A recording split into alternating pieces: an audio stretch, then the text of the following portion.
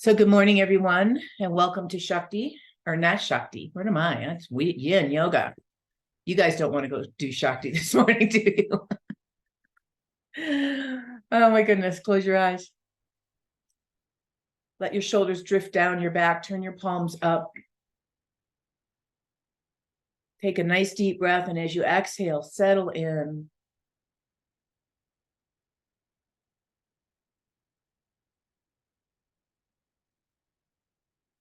As we always do, it takes a moment to adjust both our physical body and our mind to quiet, to stillness.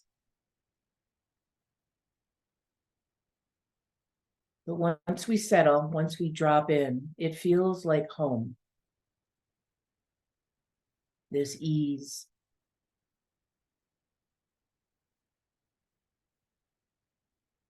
The challenge always is to bring it off the mat and create the same sense of ease, what we yogis called Sattva, balance, bliss, harmony, joy, while we're out in the world doing our life.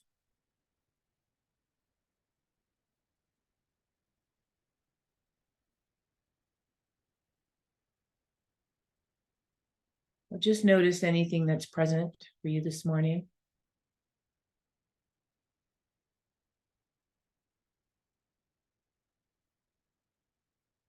Without it being any kind of wrong or right or good or bad, holding whatever is present as we move throughout the class.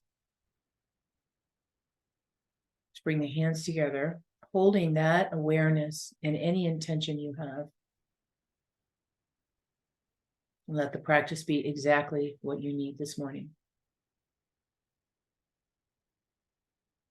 Take another deep breath, and as you exhale, hands release, softly open up the eyes and come back. All right, ladies, let's get started this morning. We're going to do a seated pose first.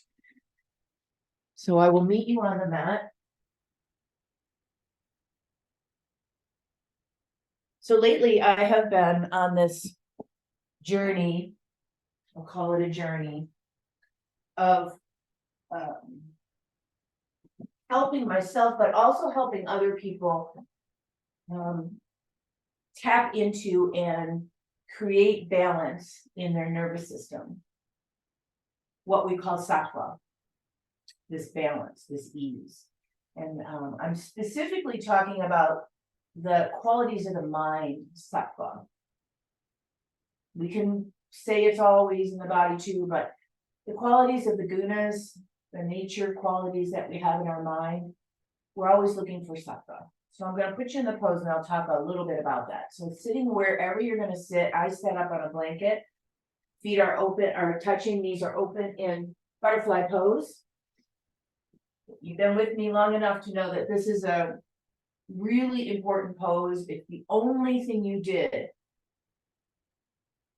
all day. You did a yoga thing and you're like, I only have 5 minutes. What should I do? Do this one. So put whatever you want in front of you. I like my bolster, but you can use blocks or pillows or anything you might have. If you use blocks, I would probably stack them so that I could put my arms on them or my elbows on them. And you're going to start with sitting up nice and tall. And just sort of sense where you are. And see if you can start to hinge forward more from your pelvis. And then let the spine follow. So rather than moving from your head, move forward from your pelvis first, belly button, chest, and then settle. Now I'm going to start with forearms on the mat, palms together, but you can put your hands on your head. That's always a wonderful thing to do. You can have your hands down on the floor. If you're flexible enough and you come all the way down, you could just rest your head on your feet. Take a nice deep breath here. And as you exhale, just like we did in the centering, settle in.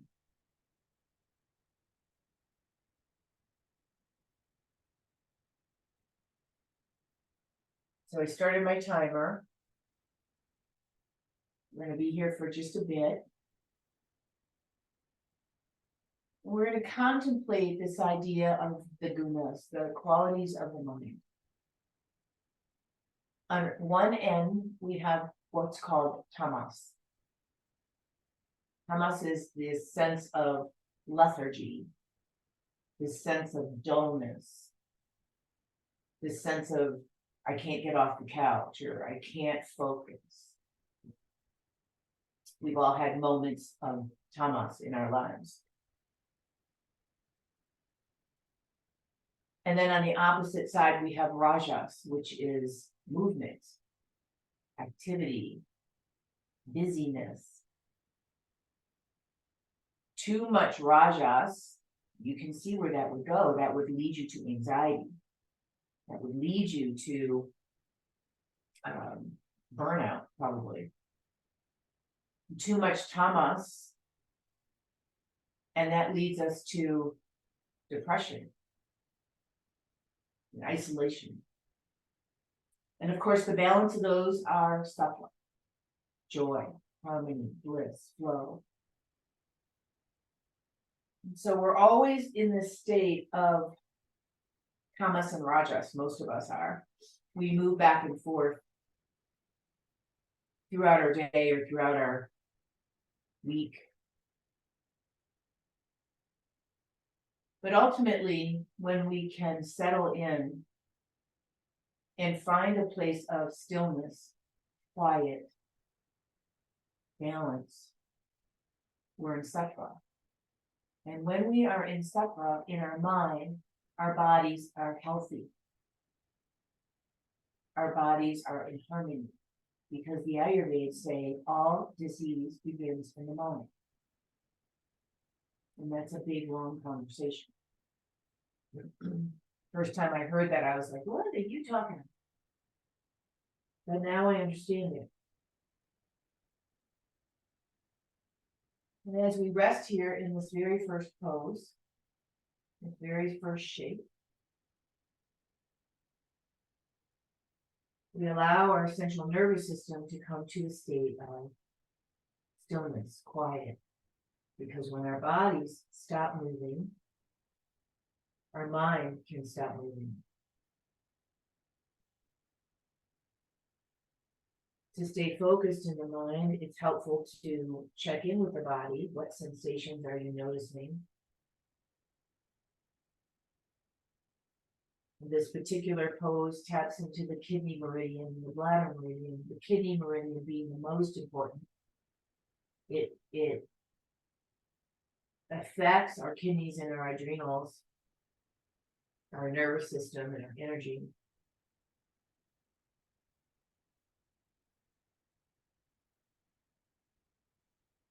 So we're focusing on what sensations you feel in the body. Remember, sensations are our communication. And then what sensations are in the mind? What sensations are in the breath?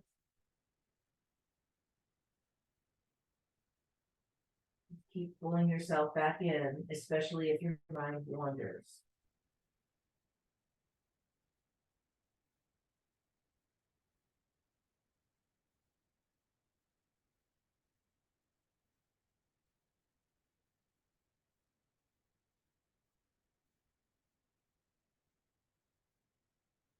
A deep breath.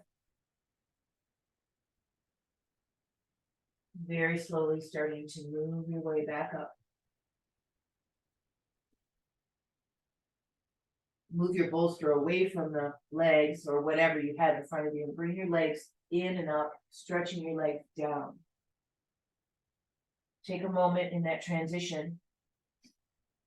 And then we're going to do another forward fold with the legs out in front of us. So because it's early in the practice and my body, this is my most challenging position is this one. I'm going to put something under my legs. And because I have my bolster here, I'm just going to slide that under. I could put my blanket underneath my legs. I could put a pillow underneath my legs. But just make sure that your legs are straight out in front of you. And you're just going to take another deep breath, sit up nice and straight. And as you exhale, folding over yourself, kind of closing in as a little clam. Your hands can rest on the floor, they can rest on your legs. If you've got the freedom, you can reach for your feet. I'm just going to let my arms rest here. You could cross your arms and let your hands rest on your head if you like.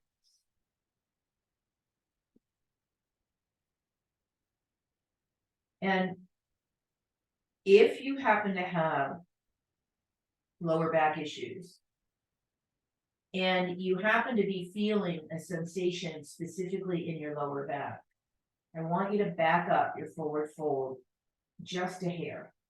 Like just inch yourself back a hair and move yourself out of that state of tension in that one spot. It's very common that women especially have SI joint issues, and stretching an SI joint area is not usually optimal. Everybody's got their own individual needs, but in my experience, overstretching an SI joint just leads to instability and more discomfort. So back up a little. Let your body feel heavy, moving away from doing and moving towards a state of being.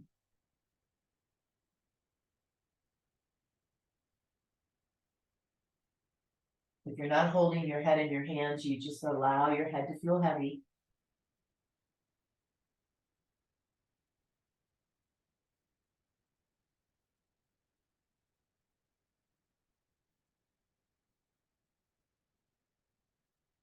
You might contemplate this idea of the gunas and where your mind tends to settle. You all know me pretty well, and you know that I'm very pittic in nature. I've got a lot of fire, I have a lot of desire, and I can tend towards rajas. Very busy, active mind. My job isn't to stay away from that because that's more my nature, but it is to try to diminish the imbalance. So if I do too much, I can get burned out, I can get tired, I can not focus on the things that are important, like my family or myself. So it's my job to pay attention to those things and then do the opposite. So in my case, doing a still yoga practice, quiet, doing meditation, walking in nature, all are very balancing for me and will bring me back to Sattva. You might be the opposite, where you're happy to just sit and watch television all day or read a book and not get up and do anything else. And that's that state of inertia.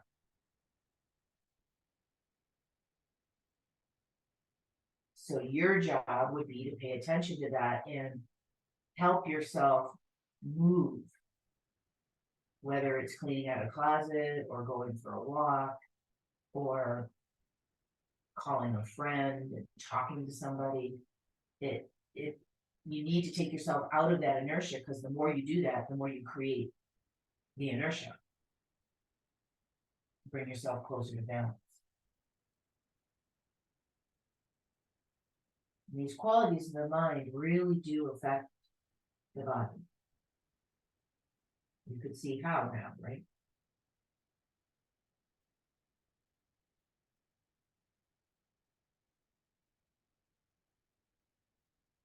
Take a nice deep breath. And then very slowly, starting to bring yourself up. Taking your time. If you have something underneath your legs, move it out of the way. And I want you to lean back on your hands just a little bit, bend your knees, and if it feels good, swish your legs. Go slow. You can just hold your legs steady.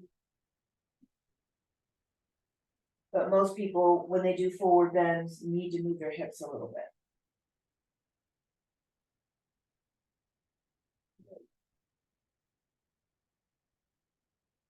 Alrighty, so the next seated pose we're gonna do, I'm gonna give you an option.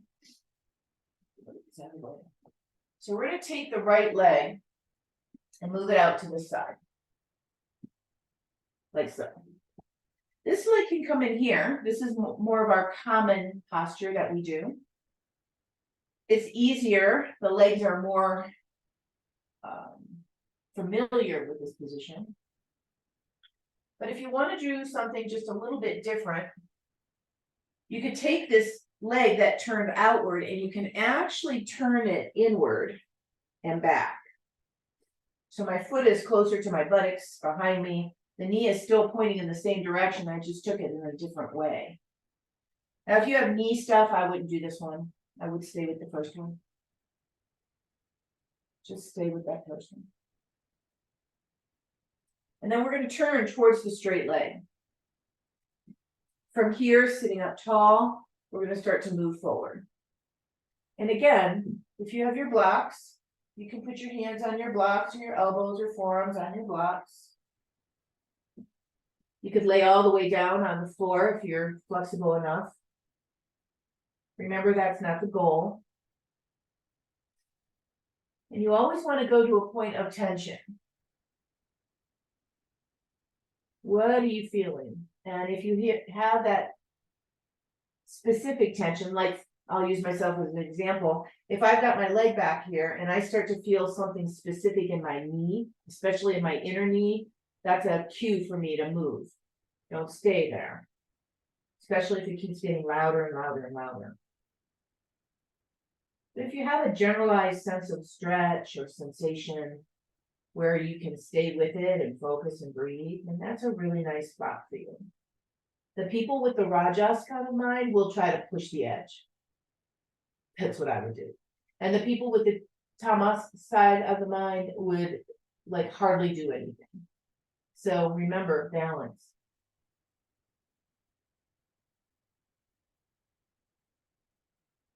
When I used to work with people in person, I don't do it much anymore. What I used to see often is people being afraid of their own body sensations because they misunderstood anything to be negative or pain or it was going to hurt them. And that's just not accurate. Remember, the body sensations are a way of communication. So, yeah, you could say if you don't feel anything, then you're fine. But are you? So listening carefully to the sensations of the body and starting to really know your own communication system, because yours is different than mine, can really help you live in your body and have this mind-body connection on a deeper level. And that's what the study of Ayurveda is all about. It's to know yourself on a deep level.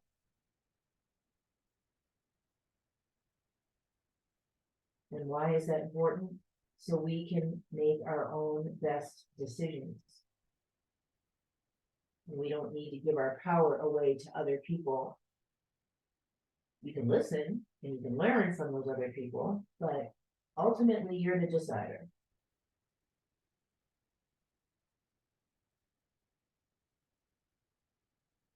Softening into your shape.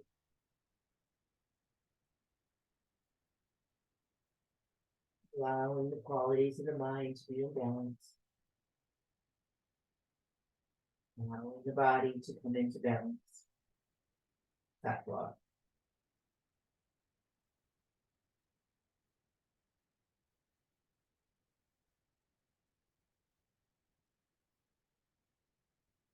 Take a nice deep breath.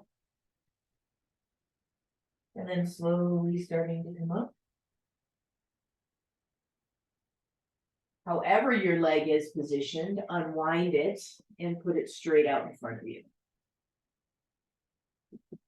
Remember, tension around the knees, and that's one of the reasons I do that pose, is because it helps bring blood flow and lymph flow and energy flow to the knees, which tend to be problematic as we get older. And just remember that the knees are the prisoner between the ankle joint and the hip joint. So if you're trying to do something and your knees are hurting, go up or go down. Figure out what's happening. Let's try the other side. So that leg goes out straight. And ideally, you want to have the same shape on the other side, but maybe not.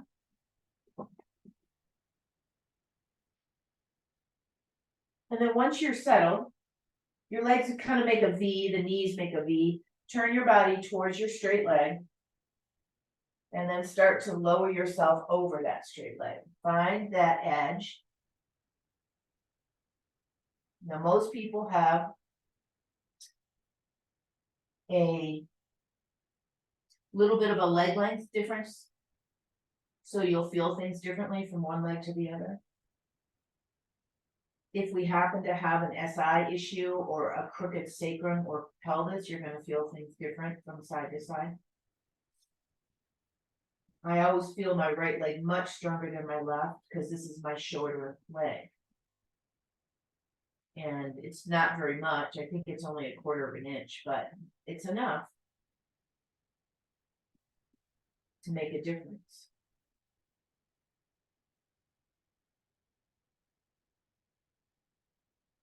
Just noticing your own habits.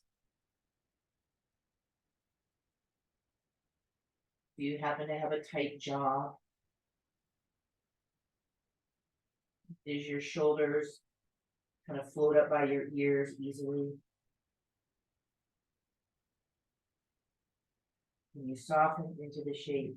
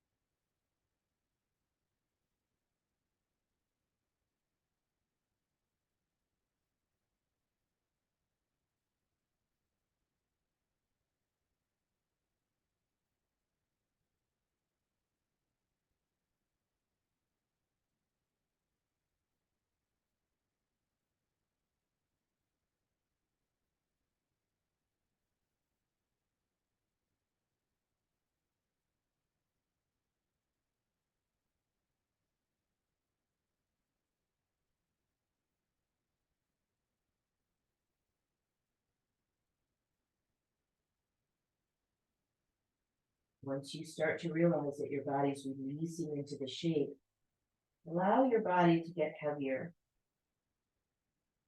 Let gravity help you tap into this connective tissue.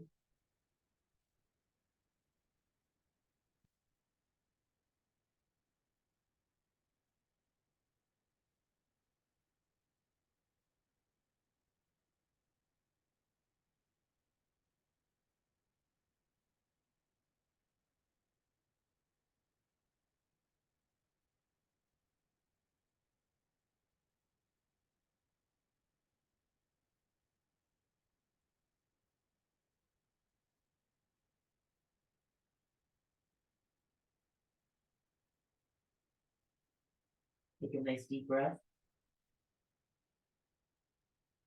And then slowly starting to rise up. Unwind your bent leg. And bring everything back into the center. And again, just take a moment. It's early for me here, so I always feel yin poses pretty strongly when I'm teaching. You guys have been up and moving around. Might not feel the same. Our next pose, our next shape is on our belly. So if you happen to have a bolster, you can put it behind you. I'm going to show you a little variation of something you can do. And you can put one or two blocks under here to make like a little tower. And if you have a lower back stuff going on, put this blanket underneath your pelvis. So that just raises up the floor so your back bend is not so big. And if you do the bolster idea, your feet are up. You see how my feet are up? And what does that do? Well, it opens up the front of the body from the pelvis down, and it creates a little deeper sensation. So if you don't like it, just put your feet down on the floor.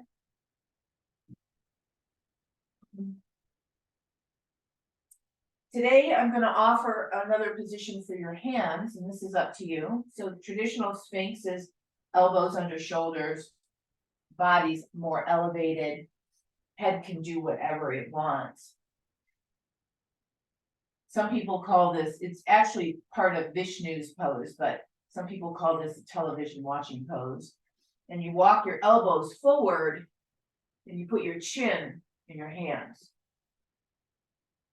And you might think to yourself, wow, that's really crazy on my neck. Maybe put your hands on your forehead instead. Creating a little bit of intensity in the upper part of the body. So if you're doing both of these things, it's kind of intense. So decide which one you like. Remember, sensation is not a bad thing. I'm going to try the one with television pose. And you don't want to collapse into it. You don't want your neck to kind of get squished. You want to have some integrity there. So I'm keeping my back of my neck a little bit longer, but I'm still allowing this lift to happen. Go ahead and close your eyes.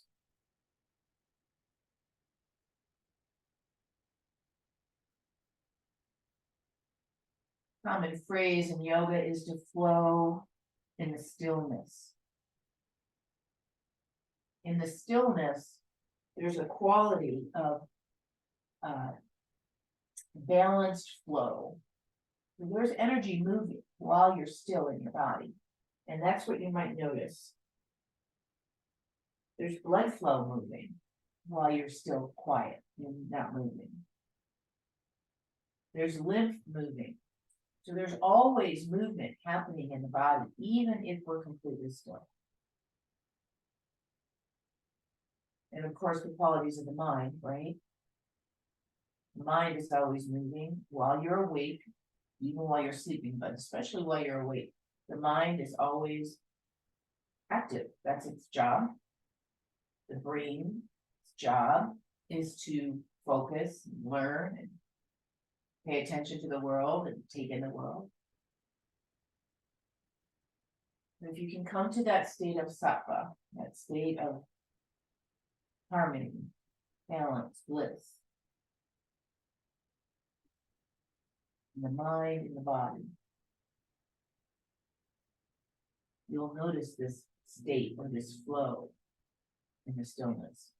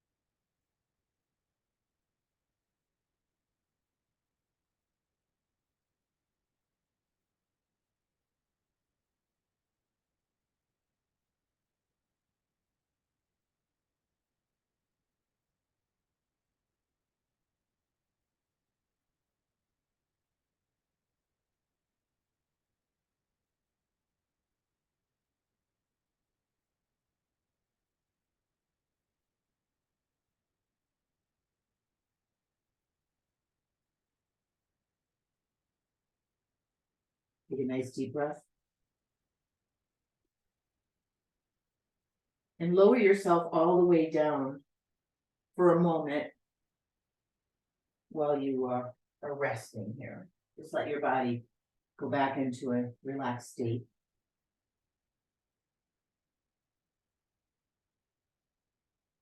And some people in this position like to bend their knees and swish their feet side to side. So it's like upside down windshield wiper. Maybe you want to do that, maybe you don't. Our next shape is moving into child's pose, but I'm going to add a twist to it this morning. So I like to use my blanket here because this is not a place of freedom for me. You might want to do the same. Also, put a blanket behind your knees if you're one of those people that need a little bit more space. So your knees are wide on the mat, your feet are together, and your hips are wherever they can be back behind you. And I want you to just slide your right hand underneath your left arm. And if you're using the bolster, pull it towards you.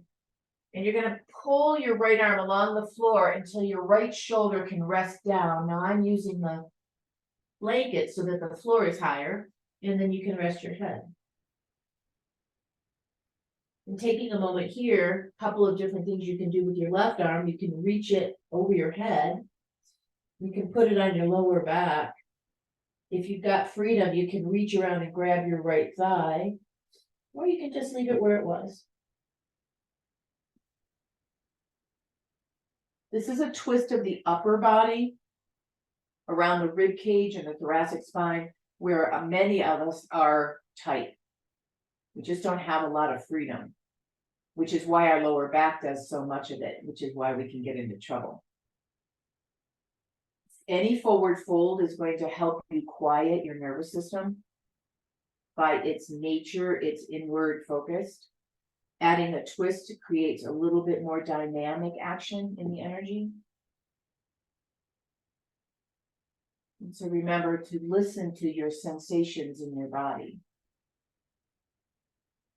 And if you happen to need something higher than a bolster, a blanket, you can put your bolster down.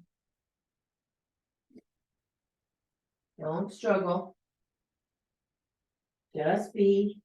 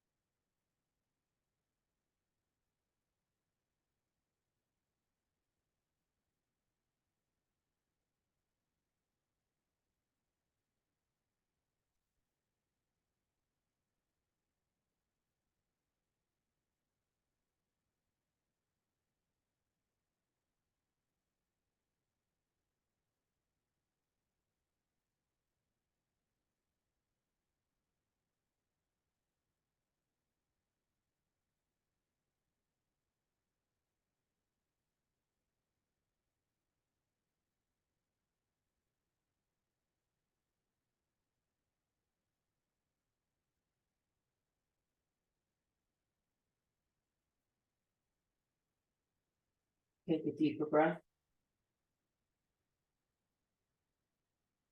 And then begin to slowly unwind. And if you're able to sit on your feet the way I am in an open knee Vajrasana, please do that for a moment. If you need to open up your legs because your knees are a little tender, please stretch your legs back one at a time, opening up the backs of the knees. Right? Either one or both. And when you feel ready, we'll go to the other side. So the same thing, you keep your head up. Take your left palm under your right arm and then reach until you feel like I could settle my shoulder and my head down. Now, if your bottom comes way up while your head goes down, it's nicer for you to put something on your shoulder. You're not so. So I would maybe tell you, if I were in person with you, I would tell you probably take your blanket or your bolster, And because of that height, shoulder might be lower, head might be higher. Reaching the right arm, reaching the arm around behind you, letting it rest comfortably, whatever feels right to you.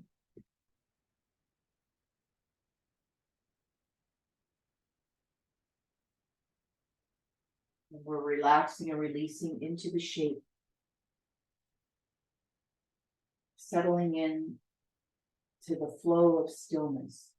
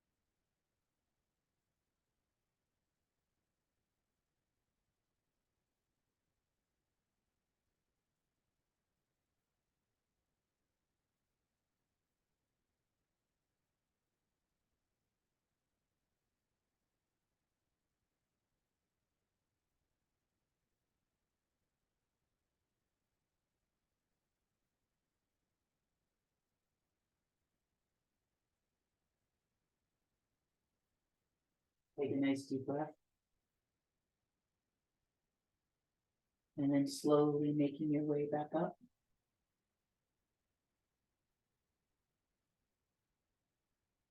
Feel free to stretch your legs out in any way that you like. If downward facing dog feels like what you want to do that. Just don't do it real aggressively. We're going to end up lying down on our backs.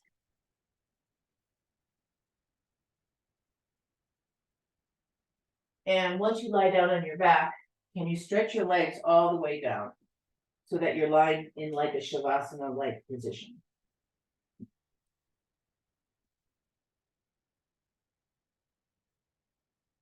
Once you're lying down, take your arms, palms up like you would if you were doing shavasana, and just notice what's going on in your body.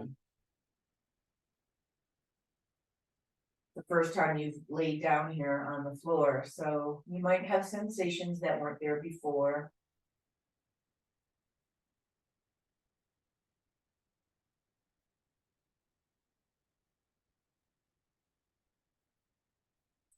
From here, I want you to bend your knees.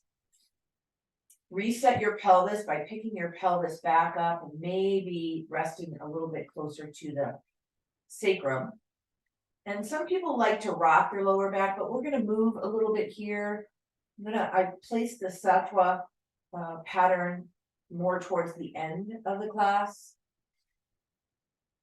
So I want you to put your hands behind your head. Interlace your fingers and see if your elbows will touch the floor. Now that's a maybe.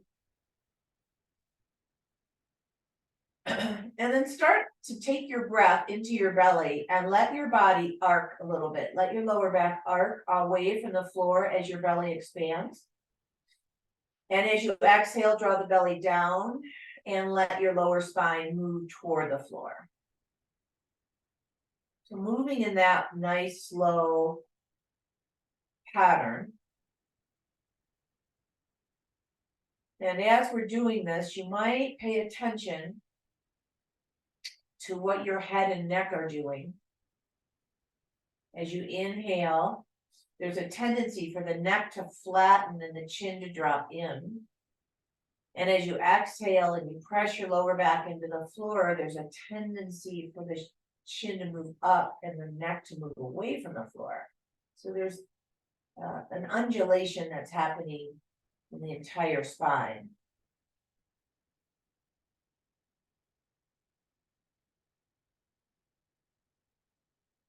Now, the next time you inhale, press your elbows into the mat, and you might feel your middle back raise away from the floor. And as you exhale, bring your elbows close together, like they're going to touch each other. Inhaling, opening the elbows, and if they can touch the floor, press into the floor. And exhaling, elbows closer together. Inhaling, belly open, spine arcs, elbows open. Exhaling, belly flattens, elbows come close together. If you like this next movement, you're going to exhale, elbows come together, and your head lifts off the floor, looking towards your knees. Inhaling, lower, open elbows, expand belly. Exhale, back flattens, elbows come in, and maybe you lift your head off the floor. So try not to think about abdominal work here. This is spinal work. Let your chin move away from the floor, and as you exhale, bring your chin in and bring it towards your body. Imagine the tailbone and the top of your head moving away from each other, and then your tailbone and the top of your head moving toward each other. Let's do two more. Slow, methodical movement. Nowhere to go, nothing to do, just be with this intentional movement to lubricate and energize the spine, hence the nervous system. After this last round, just go ahead and take your hands away from your head, come back to Shavasana. Now notice what you notice. There could be a sense of energy moving, like a little vibration, if you will. And if that's the case, you stimulated your energy system, your nervous system of the spine. Contrary to what a lot of people think, because of our active nervous system stress response in the body that we have daily, we're always talking about calming the nervous system. Because remember those states, tamas and rajas? But what we're really trying to do is bring it to a state of sattva, of balance. Bend your knees again. And bring your knees up into your chest, give them a little hug. And then what I'd like you to do, if you happen to be in a room where you've got a wall close to you, you could absolutely swing yourself around and put your legs up the wall. We're going to rest here for, this is going to be our last shape. If you don't have a wall, but you have a blanket or a bolster or a block, pick your hips up and put your hips up on top of it. So this is a supported bridge pose. If your legs can go up a wall, that's terrific, do that. Maybe your legs can rest on a chair. That's a nice option too. And then letting your hands just rest by your side. You can have them down or up, it doesn't matter to me. Some people like to bring your hands over their head and breathe. Your last shape of stillness.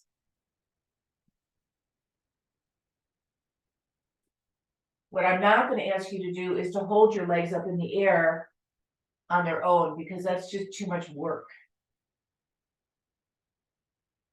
Put your blanket or block or something under your pelvis to elevate your pelvis, but keep your feet on the floor.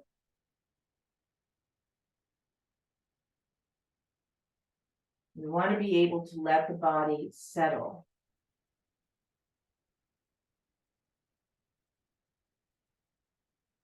So that the mind can settle. By the end of class, most of us have gotten to a sattvic state.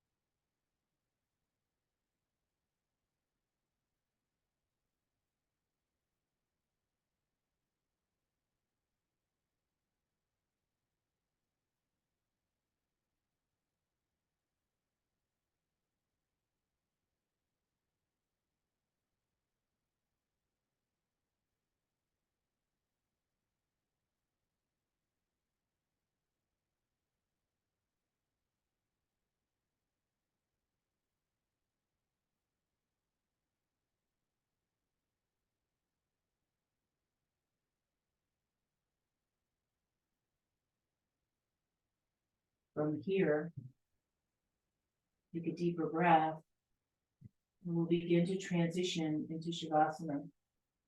Now, if you've got your legs up and you're really comfortable, you're welcome to stay there.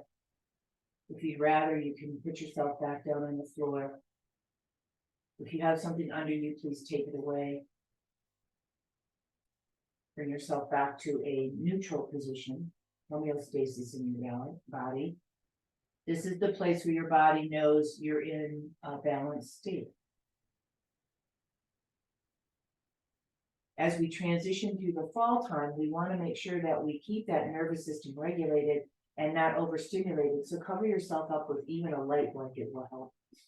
But anything that you use to cover your body will send that signal to the nervous system that you're safe, calm, quiet.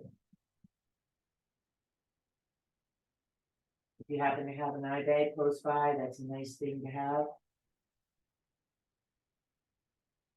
Some people like to put a blanket or a part of their shirt or something over their eyes.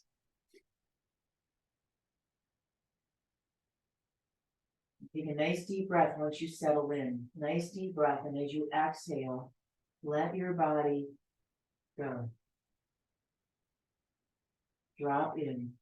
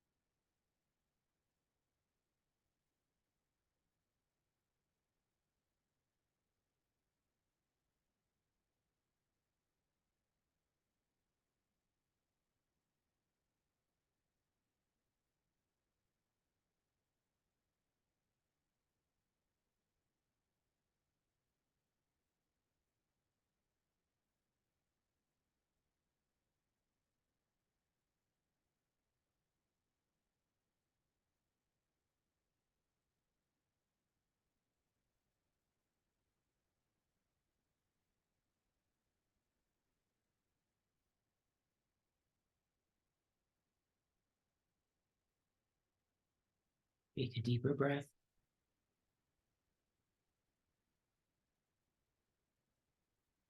And slowly start to come back to your physical body and the space around you. Gently start to move and spread your fingers and your toes. Stretching arms and legs. Ultimately rolling to a side, pausing there for a moment before coming to sitting.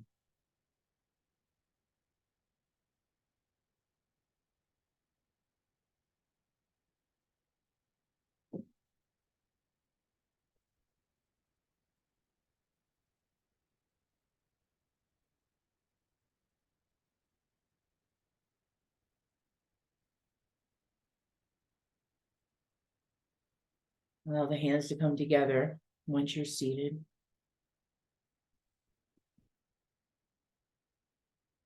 We take a moment in this state of bliss, this state of Sattva, having gratitude for our perfectly imperfect human beingness.